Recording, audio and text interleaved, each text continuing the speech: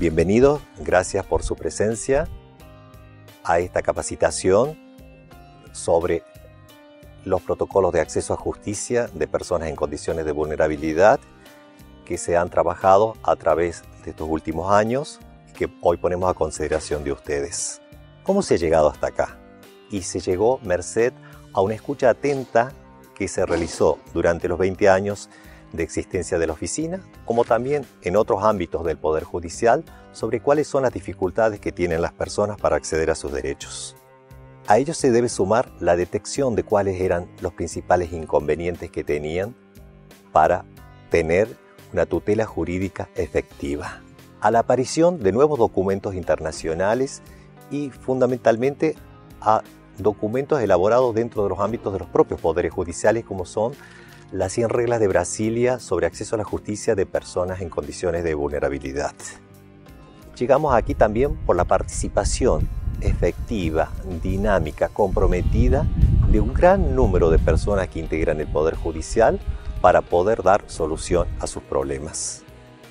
El trato adecuado de la persona, el respetar su dignidad, constituye uno de los aspectos fundamentales y que debería ser patrimonio actitudinal de todos los integrantes del Poder Judicial. Bienvenidos nuevamente a este curso y muchas gracias por su participación e intervención.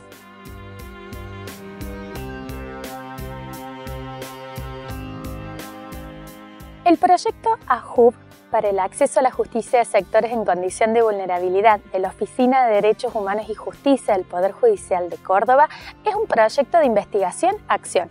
lo que significa que hemos recolectado aquella información relevante sobre cuáles son los obstáculos que día a día sufren las personas en condición de vulnerabilidad para acceder a la justicia. A partir de toda esta información generamos algunas herramientas de acción contextuales que nos permitan mejorar ese acceso a la justicia. Es por esto que hemos invitado a participar a distintos actores de la sociedad civil, a otras instituciones del Estado, a los mismos sectores en condición de vulnerabilidad para que nos cuenten cuáles son los obstáculos, pero también nos hagan sugerencias sobre cómo podemos mejorar el acceso a la justicia. Una de las estrategias que tomamos en este sentido son los protocolos de actuación que les estamos presentando. Es por esto que los protocolos no abordan todas las temáticas vinculadas al acceso a la justicia de estos sectores, pero sí aquellas que fueron destacadas como las más relevantes en nuestro contexto local para trabajar en cuanto a la mejora del acceso a la justicia. Les queremos hacer llegar la invitación para que nos hagan llegar sus comentarios, sugerencias, aportes que nos permitan siempre ir enriqueciendo y creando nuevas estrategias que nos permitan avanzar en la procura de este objetivo. Las personas mayores gozan de preferente tutela jurídica tanto en el plano del derecho internacional, convencional y del derecho interno porque pertenecen a los denominados grupos vulnerables, es decir, a aquellos grupos de personas históricamente desventajados. Por eso, el ordenamiento jurídico tiene que brindarles lo que se denomina la igualdad real de oportunidades y de trato, compensando estas desventajas que tienen por el solo hecho de ser personas mayores. Tan es así que nuestro artículo 75, inciso 23, pone en cabeza del Poder Legislativo el deber de promover y legislar acciones positivas para asegurar esta igualdad real de oportunidades y de trato de los niños, de las mujeres, de los ancianos y de las personas con discapacidad. A partir de la elaboración de los documentos internacionales, hoy por primera vez a nivel regional, las personas mayores son objeto de una regulación específica en la Convención Interamericana sobre Derechos Humanos de las Personas Mayores. Esta convención define el ámbito subjetivo de aplicación de la convención a las personas mayores, considerando tales a aquellas que tienen más de 60 años o menos si así lo establece el ordenamiento interno de los Estados partes, pero nunca más allá de los 65 años. Toda persona que está alcanzada por este rango etario hoy tiene a su favor este reconocimiento de derechos que necesita poder ejercerlos. Por eso es que es fundamental el rol del Poder Judicial, y la Convención expresamente en el artículo 31 les reconoce el derecho de acceso a la justicia a través de un proceso judicial con la debida diligencia y que puedan ser oídos para que los operadores jurídicos alcancen soluciones que no lleguen tarde en el tiempo y aun cuando no lleguen tarde no sean efectivas. Este es el sentido de este protocolo de personas mayores, que es naturalizar un nuevo enfoque en la interpretación y en los comportamientos de todos los operadores del sistema judicial para poder verdaderamente garantizar desde este enfoque de tutela preferente de las personas mayores que se cumpla con el propósito de todo el sistema internacional, convencional y nacional, donde las personas mayores tienen este derecho de gozar de un enfoque que les asegure el efecto útil de los derechos reconocidos por los documentos jurídicos que hemos mencionado.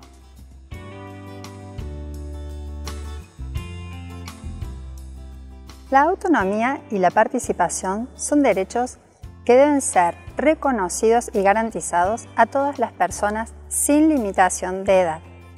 En la protección de los derechos, el Estado no debe restringir el ejercicio de los mismos a una persona por su edad avanzada. Destacamos aquí algunos conceptos que son clave en este tema, como por ejemplo el de participación, definida como la posibilidad de las personas mayores de intervenir en los procesos judiciales donde se vean afectados sus intereses. También es importante el concepto de autodeterminación, que implica la posibilidad que tienen las personas de poder decidir sobre su plan de vida de acuerdo a sus convicciones y deseos. Otro de los conceptos muy importantes es el de autonomía, que es la capacidad que tienen las personas de tomar decisiones en relación a su proyecto de vida y ejercerlas, incluso en aquellos casos donde la persona no pueda realizarlas por sí mismos y necesite a terceros para el ejercicio de esas decisiones. Es importante tener en cuenta aquí que la atención de las personas mayores implica la necesidad de adaptar a las necesidades particulares que presente cada persona mayor, poder intervenir desde el reconocimiento de sus derechos y no afectar el autoestima de los mismos. En cuanto a las reglas prácticas de actuación en general, podemos destacar algunas como por ejemplo la de brindar un espacio de diálogo, de interacción individual y privada con la persona mayor, donde ésta pueda expresarse libremente. También es importante generar confianza en la persona mayor con un trato amable, claro y empático. Debemos evitar esperas prolongadas a los fines de no frustrar a las personas mayores en su participación en los procesos judiciales. Respecto a las reglas prácticas de actuación por acto judicial, destacamos en la entrevista o audiencias priorizar la fijación de audiencias o entrevistas en los casos en que intervengan personas mayores, sobre todo si se ve afectada la salud o la vida misma de la persona. Concentrar la mayor cantidad de actos procesales que sea posible en un mismo momento a los fines de evitar traslados innecesarios. Flexibilizar los horarios de audiencia en aquellos casos donde la persona mayor pueda presentar alguna dificultad en su movilidad y que esta situación obstaculice el traslado hacia sede judicial, implicando algún tipo de demoras.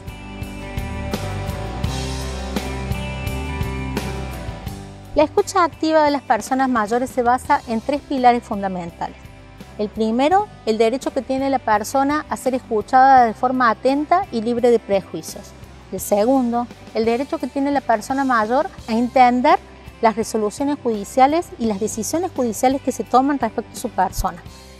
Y por último, el derecho de la persona mayor que sus opiniones sean tenidas en cuenta en los procesos judiciales que las involucran. ¿Esto qué significa? El derecho a ser escuchada de forma atenta, con empatía y libre de prejuicios significa que el personal judicial, a la hora de tomar contacto con la persona mayor, se debe dirigir de una forma respetuosa, con empatía y evitando los estereotipos negativos hacia la vejez. También significa, entre otras cosas, que cuando tome cuenta de los dichos de la persona mayor, lo haga de la forma más literal posible, es decir, sin emitir juicios ni prejuicios acerca de esa persona. El derecho a comprender significa que las resoluciones judiciales y los escritos judiciales que están dirigidos directamente a la persona mayor deben conservar un lenguaje sencillo y adaptado al nivel cognitivo de esa persona mayor. Por último, el derecho a la persona mayor que tiene a que su opinión sea tenido en cuenta en los procesos judiciales que las involucran.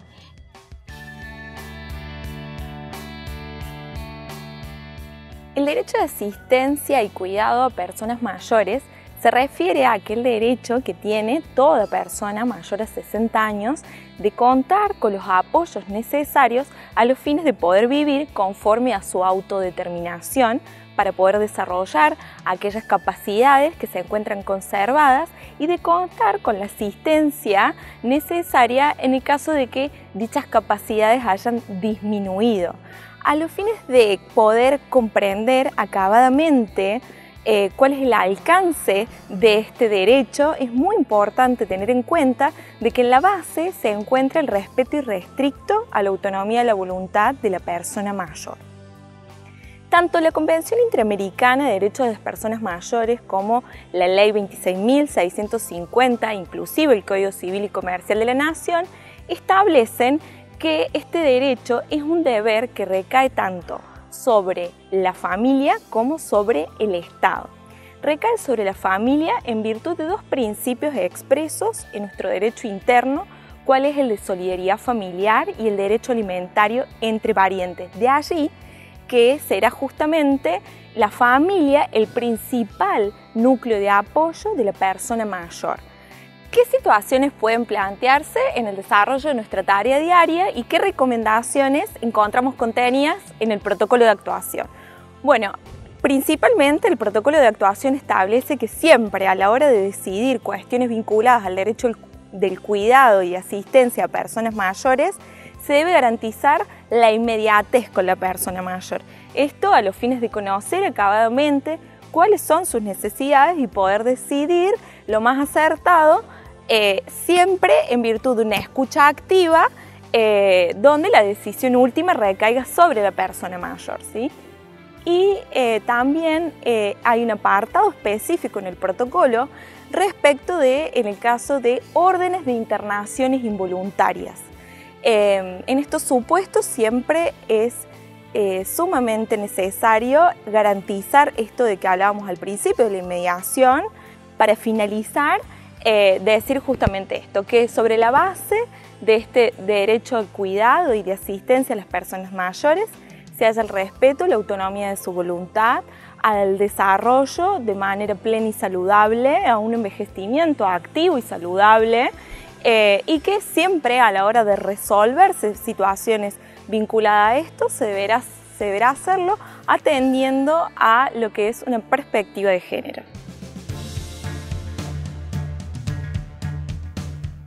La violencia contra las personas mayores consiste en toda acción u omisión que dañe su integridad física, psíquica, económica, patrimonial, sexual o simbólica, y que vulnere el ejercicio de sus derechos humanos y libertades fundamentales. El contexto de violencia con respecto a las personas mayores puede ser familiar, institucional o sociocultural. Es importante que tengamos en cuenta ciertos indicadores por los cuales podemos advertir que una persona puede estar sufriendo violencia o maltrato. Estos indicadores nos pueden provenir desde la persona mayor, desde el responsable de su cuidado, desde el entorno o desde las instituciones. Con respecto a la persona mayor, cuando interactuamos con ella, ya sea en una entrevista o en una audiencia, podemos advertir cierto deterioro físico al realizar sus actividades diarias, aislamiento social, dependencia psíquica o emocional hacia otra persona, sentimiento de culpa, vergüenza, pensar que no le van a creer en su relato. Respecto al responsable de su cuidado, podemos advertir intolerancia, exceso de cuidado, aislamiento social, dependencia económica hacia la persona mayor, consumo problemático de sustancia, evita que la persona mayor interactúe ella misma, negación de los hechos, falta de autocontrol. Y desde las instituciones podemos advertir sobrecarga laboral, tensión salarial, personal no formado, normas inadecuadas o no adaptadas a las necesidades de las personas mayores. Estos indicadores no deben valorarse aisladamente, sino en su conjunto, y nos sirven como una alerta para que instemos una urgente investigación sobre la situación de la persona mayor y requerir el abordaje de un equipo interdisciplinario. El protocolo de actuación prevé algunas reglas generales y otras reglas específicas por acto procesal. En cuanto a las reglas generales, podemos mencionar priorizar la situación en la que pueda haber sujeción, dependencia o victimización de la persona mayor, promover un abordaje integral y multidisciplinario respecto a las vulnerabilidades múltiples y realizar contactos telefónicos o presenciales para informar sobre posibles situaciones de violencia contra las personas mayores. La prevención y erradicación de la violencia contra las personas mayores es una obligación estatal a la cual se debe dar una respuesta inmediata e integral de manera urgente.